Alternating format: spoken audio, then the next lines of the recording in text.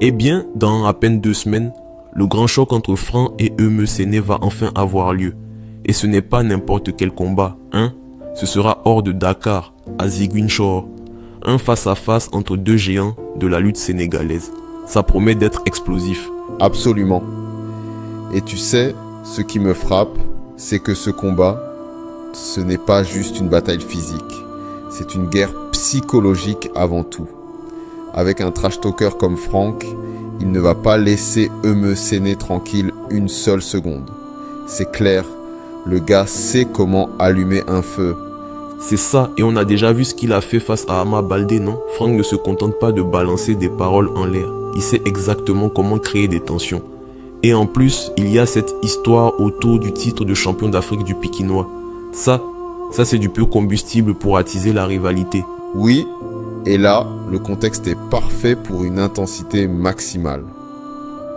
Le combat prévu pour le 3 août est plus qu'une simple rencontre, c'est un règlement de compte. Surtout avec cette polémique qui continue de tourner autour du titre.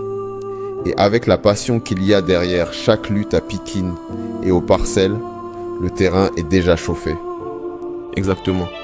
D'un côté, t'as Eumeu Séné, le champion, un type calme, méthodique. De l'autre, Super Frankie, un agitateur, un provocateur.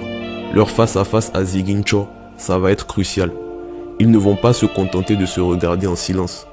Chacun va chercher à prendre l'ascendant psychologique. La parole est aussi une arme de lutte.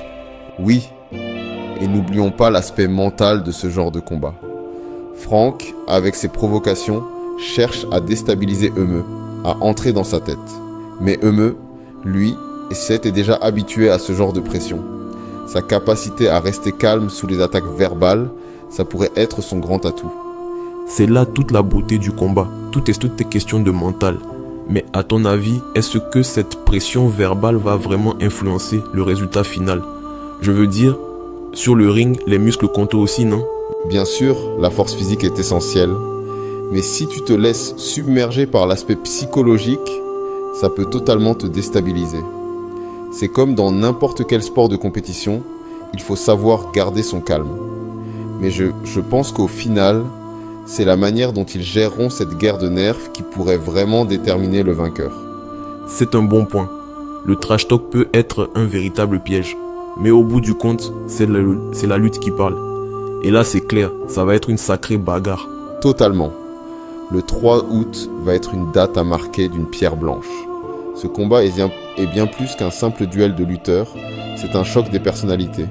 L'un va tenter de briser l'autre, mentalement